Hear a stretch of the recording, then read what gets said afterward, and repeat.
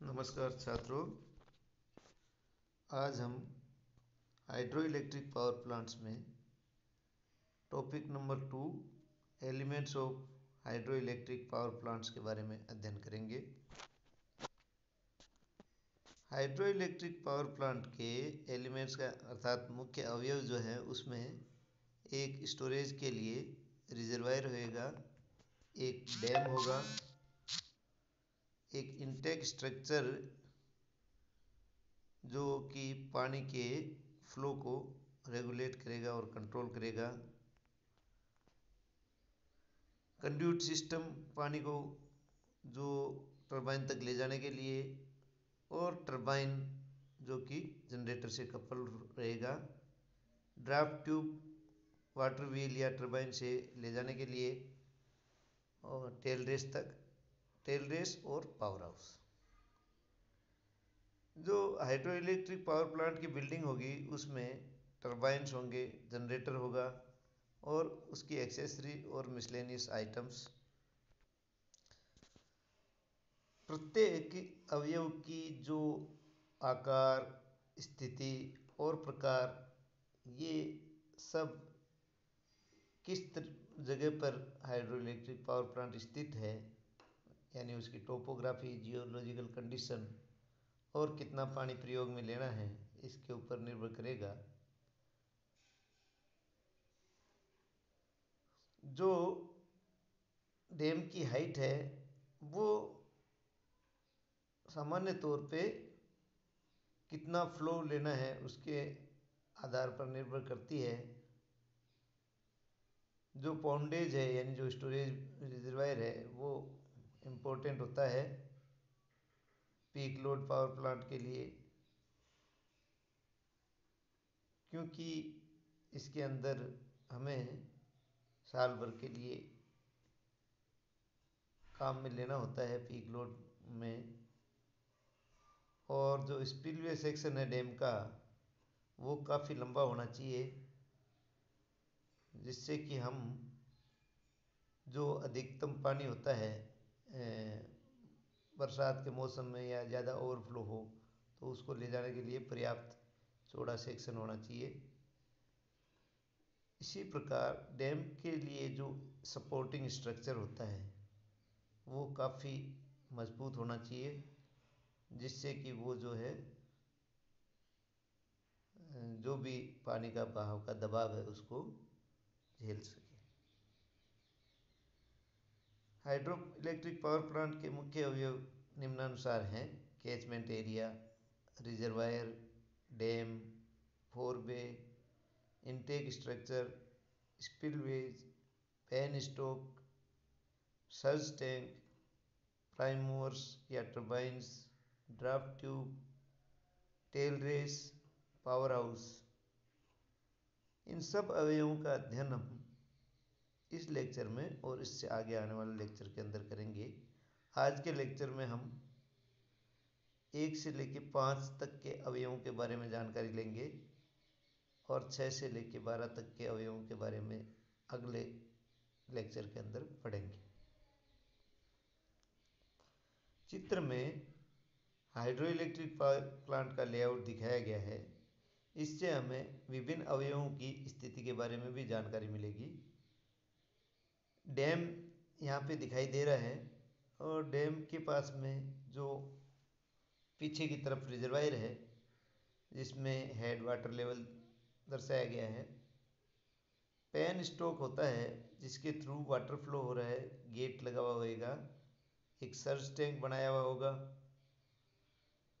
Hydro electric turbine जो है उससे पहले एक इनलेट वाल्व लगा देते हैं और फिर टेल रेस में पानी जाने के लिए ड्राफ्ट ट्यूब लगी हुई है। टर्बाइन से कनेक्टेड इलेक्ट्रिक जनरेटर होता है और वहाँ से कंट्रोल रूम में इलेक्ट्रिक सप्लाई जो है ट्रांसफार्मर के थ्रू ट्रांसमिशन लाइंस को जाती है। तो ये इस तरह का हाइड्रो इलेक्ट्रिक प्लांट का अरेंजमेंट रहता है। सबसे पहले आता है कैचमेंट एरिया। डैम के पीछे जो बड़ा एरिया रहता है जिसमें कि नदी के बहाव से पानी इकट्ठा किया जाता है, उस स्पेस को हम कहते हैं कैचमेंट एरिया। कैचमेंट एरिया हम जैसा चित्र में दिखाया गया है कि रिजर्वायर है वो छोटा भाग होता है और उसमें कैचमेंट एरिया यानी जहाँ से कि पानी जो है बह के और रिजर्वायर में इकट्ठा होता है। चारों तरफ से रिवर की स्ट्रीम्स होती हैं, नदी की तरह से बहकर आकर और रिजर्वायर में मिलती हैं, तो इन स्ट्रीम्स के थ्रू रिजर्वायर में पानी इकट्ठा होता है। तो इस प्रकार हम देखते हैं कि हाइड्रो इलेक्ट्रिक पावर प्लांट की साइट बहुत महत्वपूर्ण होती है, जहाँ पर कि चारों तरफ से पानी का बहाव हो और वो आकर एक जगह इकट्ठा हुए।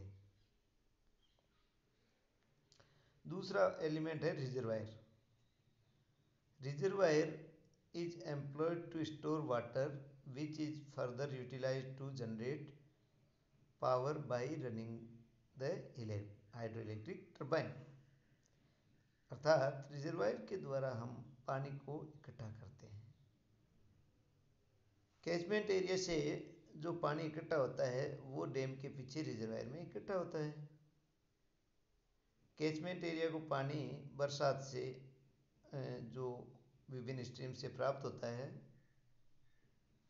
जो वाटर लेवल होता है कैचमेंट एरिया जो रिजर्वायर में, उसको हेड वाटर लेवल कहते हैं। हाइड्रो इलेक्ट्रिक पावर प्लांट के लिए कंटिन्यूस पानी की उपलब्धता होना एक मूलभूत आवश्यकता है। स्टोरेज रिजर्वायर के बारे में और विस्तार से जानकारी दी गई है कि इसमें इतना पानी होना चाहिए कि ये जो है ड्राई सीजन के अंदर भी टरबाइन को लोड के अनुसार पानी की सप्लाई कर सके। रिजर्वायर आर्टिफिशियल भी हो सकता है और नेचुरल भी हो सकता है।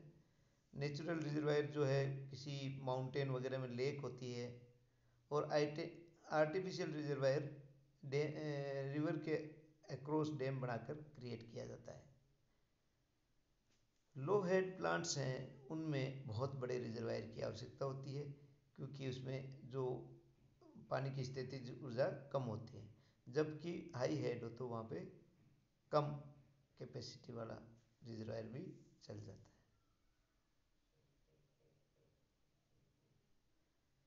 रिजर्वायर की जो कैपेसिटी है वो लीन पीरियड यानी जब फ्लो कम हो और जब रन ऑफ बरसात के टाइम पे जब ज़्यादा हो, उन दोनों के अंदर कितना अंतर है इस पर रिजर्वायर की कैपेसिटी डिपेंड करती है। जो हाइड्रो इलेक्ट्रिक पावर प्लांट का मुख्य भाग है और जो सबसे महंगा भाग है, जिसमें सबसे ज़्यादा खर्चा आता है, वो है dam. Dam is a barrier which confines or raise the water for storage or diversion to create a hydraulic head। Hydraulic head create करने के लिए हम डैम को काम में लेते हैं। डैम सामान्य तौर पर concrete, stone masonry, rock fill हो सकते हैं या टिम्बर के भी हो सकते हैं। डैम का उद्देश्य ये होता है पानी को स्टोर करना और पानी के फ्लो को रेगुलेट करना। इनकमिंग वाटर को डैम में स्टोर करते हैं और पानी का हेड बढ़ाते हैं, जिससे कि हम रिक्वायर्ड क्वांटिटी में पावर प्राप्त कर सकें। डैम के बारे में विस्तार से समझाया गया है।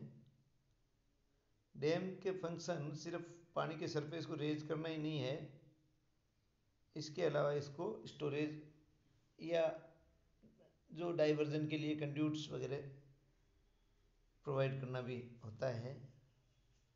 Dam is the most important and expensive part of hydro project. Dam का जो अरेंजमेंट है किस तरह का होगा वो वहाँ की साइट की टोपोग्राफी के ऊपर निर्भर करता है। मेसनरी डैम जो है वो संकरी जगह पे बनाते हैं, और अर्दन डैम जो है, अर्थ डैम है, वो हम चौड़ी जगह पे बनाए जाते हैं जहाँ पे कि उसकी ऊंचाई कम रखते हैं। फाउंडेशन कंडीशंस कैसी है इसके ऊपर भी डैम की चॉइस निर्भर करती है। लोकल मटेरियल कितना अवेलेबल है, ट्रांसपोर्टेशन के साधन क्या है, और अर्थक्वेक वगैरह या दूसरे हैजर्ड्स की पॉसिबिलिटी कितनी है। मेसनरी डैम जो कि मुख्य प्रकार के डैम होते हैं वो 3 प्रकार के होते हैं: solid gravity, buttress and arch type के डैम। सॉलिड ग्रेविटी डैम जो हैं ये कंक्रीट के बने हुए होते हैं और ज़्यादातर साइट्स पे लिए सूटेबल होते हैं। डैम की हाइट जो कि बहुत ज़्यादा ऊंची नहीं हो सकती, सबसॉइल स्ट्राटा के ऊपर निर्भर करती है, उसकी स्ट्रेंथ कितनी है। क्योंकि जब आप डैम एक तरह से आर्टिफिशियल माउंटेन क्रिएट करते हो तो सॉइल की बेयरिंग कैपेसिटी कितनी है इस पर बहुत कुछ निर्भर करेगा। आर्च डैम जो है वो एक कर्व डैम होता है और वाटर पोर्शन का जो वाटर प्रेशर है उसको ज़्यादा एरिया में ले पाता है। इस वजह से पर्टिकुलर एरिया में वाटर प्रेशर की इंटेंसिटी कम हो जाती है, जहाँ पे कि आर्च डैम को वहाँ प्रीफर करते हैं जहाँ पे कि जगह कम है। इस डैम की इनहेरेंट कैपेसिटी जो स्टेबिलिटी रहती है स्लाइडिंग के अगेंस्ट में, ये डैम स्टेबल होता है क्योंकि इसके ऊपर आर्च होने के कारण प्रेशर डिवाइड हो जाता है। बटरस और डेक डैम जो है वो अप स्ट्रीम साइड में इंक्लाइंड रहता है, जिससे कि जो पानी का प्रेशर है वो डाउनवर्ड फोर्स ज़्यादा क्रिएट करेगा और इसकी वजह से ओवरटर्निंग के अगेंस्ट में स्टेबिलिटी रहती है या स्लाइडिंग भी नहीं होती है। क्योंकि एक डैम का फेलियर जो है सिर्फ जो है सोइल की स्ट्रेंथ के ऊपर ही निर्भर नहीं कर रहा है, एक जो बियरिंग कैपेसिटी से ही डैम फेलियर नहीं होता है, इसके अलावा टर्निंग या स्लाइडिंग से भी डैम फेल हो सकता है। इसलिए बटरस डैम भी वहाँ सूटेबल है जहाँ पे कि फाउंडेशन कमज़ोर हो या जहाँ पे कि अर्थक्वेक आने की ज़्यादा संभावना होती हो। अर्थ डैम का जो है उसमें बहुत बड़ा बेस होता है हाइट के मुकाबले में, और ये जो है पिछले जो पहले की फाउंडेशन है उसके ऊपर बनाना ज़्यादा संभव हो सकता है। इसके अंदर बहुत बड़ा बेस होता है जिससे कि जो सीपेज की पॉसिबिलिटी कम होती है। अर्थ डैम में निम्न फायदे रहते हैं कि ये मेसनरी डैम के मुकाबले सस्ता होता है,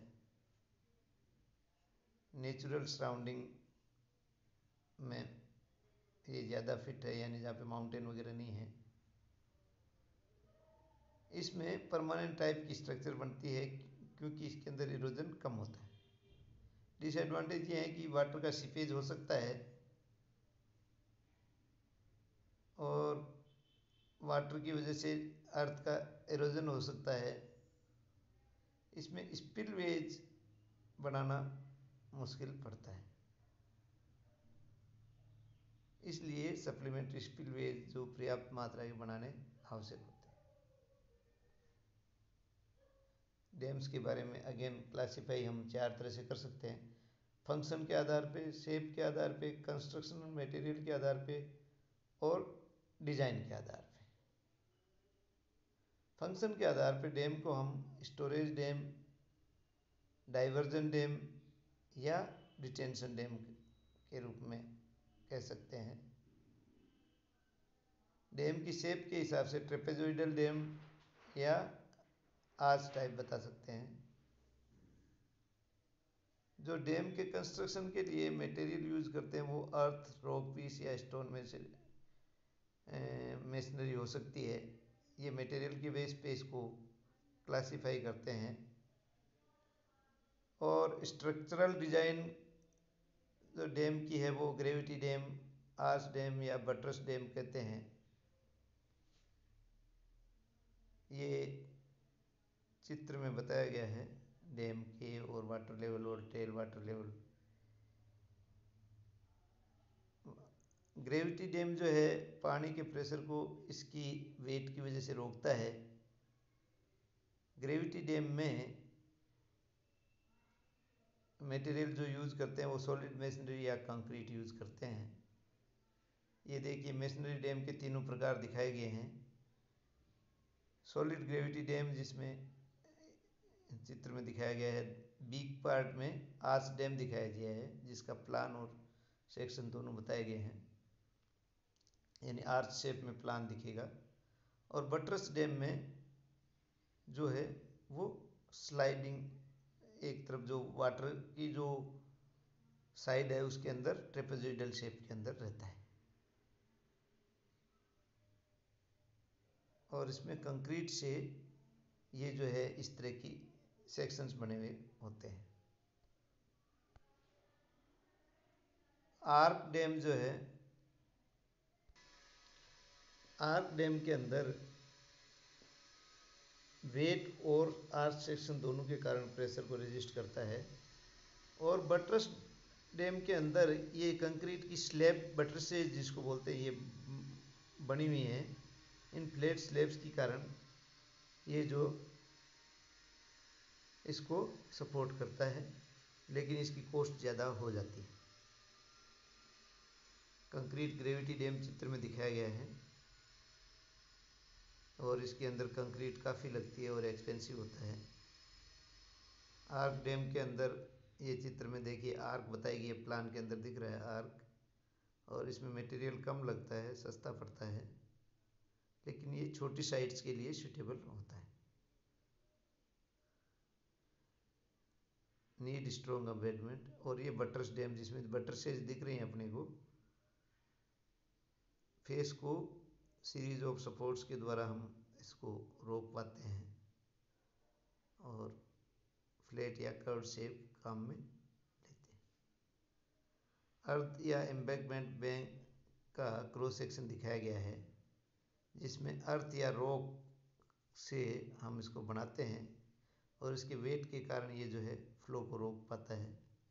इसके लेफ्ट साइड में देखिए रिजर्वायर बताया गया है, रिजर्वायर का लेवल है, अपस्ट्रीम फेस है और इसकी हाइट दिखाई है। हील पे ये इसका फाउंडेशन देखिए काफ़ी चौड़ा होता है और क्रेस्ट दिखाया गया है। तो ये इस शेप में अर्थ या एम्बैंकमेंट पे बनाए जाते हैं। वाटरवेज जो हैं ये पैसेजेज होते हैं जिनके थ्रू पानी को टरबाइन तक डैम से ले जाया जाता है। इसमें टनल्स, कैनाल्स, फ्लूम्स, फोरवेज और पेन स्टॉक और सर्च टैंक ये सब शामिल होते हैं। फोरवे एक एनलार्ज पैसेज होता है जो डैम से, रिजर्वायर से पानी को लेता है और इसे पाइप या कैनाल को भेजता है। देखिए चित्र में वाटरवेज का दिखाया गया है। इनटेक वियर या सेटलिंग बेसन है और यहाँ से चैनल के थ्रू पानी आया, फिर फोरवे में इकट्ठा होता है और वहाँ से पेन स्टॉक के थ्रू पावर हाउस को जाता है जहाँ पे कि टरबाइन और जनरेटर लगे हुए होते हैं और इधर से बाईपास से ये रिवर का जो ओवरफ्लो है वो जाता है। फोरवे एक रेगुलेटरी रिजर्वायर के रूप में सर्व करता है जो कि पानी को टेम्परेरीली स्टोर करता है और लोड पीरियड के दौरान सप्लाई करता है। अगर लोड में सडन इंक्रीज होता है तो ये एक स्टोरेज के रूप में काम करता है और इसके द्वारा हम जो है पानी की डिमांड पूर्ति कर सकते हैं। जहाँ पे hydro electric power plant dam के जस्ट पास में होते हैं वहाँ पे फोरवे नहीं लगा हुआ होता है। अगेन बताया गया है कि इसका मेन फंक्शन है जो कि प्लांट के द्वारा रिजेक्ट कर दिया जाता है उसको स्टोर करने के लिए काम में लेते हैं। पावर हाउस जहाँ पे डैम स्टॉक पास में, जो डैम के पास में होता है वहाँ पे पेन स्टॉक के द्वारा डायरेक्टली हम रिजर्वायर तक भेजते हैं और फोरवे के लिए रिजर्वायर ही फोरवे के रूप में एक्ट करता है। इनटेक स्ट्रक्चर के अंदर होता है जिसमें कंड्यूट, टनल्स, फ्लूम्स हैं और ट्रेस रैक वगैरह, sluices to divert and prevent debris or ice जो कि हैं उनको टरबाइन में नहीं जाने से रोकने के लिए है। बूम्स जो हैं वो आइस और फ्लोटिंग रॉक्स को जाने से रोकने के लिए काम में लेते हैं और ये इसको बाईपास शूट में डाइवर्ट कर देते हैं। स्क्रीन और ट्रेस रैक जो है जो उसके अंदर फिट रहती हैं जो कि डेब्रीज को इनटेक में नहीं जाने देते। डेब्रीज क्लीनिंग डिवाइसेज भी ट्रेस रैक में लगी हुई रहती हैं। इनटेक स्ट्रक्चर में जो है हाई प्रेशर इनटेक्स हो सकती हैं, जहाँ पे कि ज़्यादा बड़ा स्टोरेज रिजर्वायर है, या लो प्रेशर इनटेक हो सकती है जहाँ पे छोटे पॉन्ड। देखिए चित्र में क्रॉस सेक्शन दिखाया गया है इनटेक स्ट्रक्चर का, और इसमें मेन कंपोनेंट होता है ट्रेस रैक और गेट। ट्रेस रैक के द्वारा हम एंट्रीज को, और फिर प्रेशर शाफ्ट में पानी जाता है। वाटर इनटेक स्ट्रक्चर में गेटेड स्ट्रक्चर है, इसी के बारे में दोबारा बताया गया है। इसमें जो है गेट्स ओपन रहते हैं और ये पानी को टनल या चैनल्स में जाने के लिए अलाउ करते हैं जब तक कि शटडाउन की आवश्यकता नहीं हो। जब शटडाउन करना होता है तो हम गेट को बंद कर देते हैं। प्रेशर शाफ्ट, जब वाटर कंड्यूट में मेन वाल्व और सर्च शाफ्ट जो है एटमॉस्फेयर को एक्सपोज नहीं हो और बंद हो, या ग्राउंड में हो, या कंक्रीट से बने हुए हो, तो उसे हम प्रेशर शाफ्ट कहते हैं। यानी ओपन स्ट्रक्चर नहीं होके और बंद स्ट्रक्चर होगा।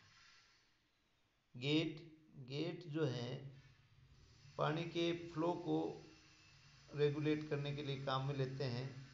कई प्रकार के गेट होते हैं। प्रेशर टनल, जो रिजर्वायर से सर्च टैंक तक जो कंड्यूट होता है उसे हम प्रेशर टनल कहते हैं। तो आज के लेक्चर में हमने इन 5 अवयवों के बारे में पढ़ा: कैचमेंट एरिया, रिजर्वायर, डैम,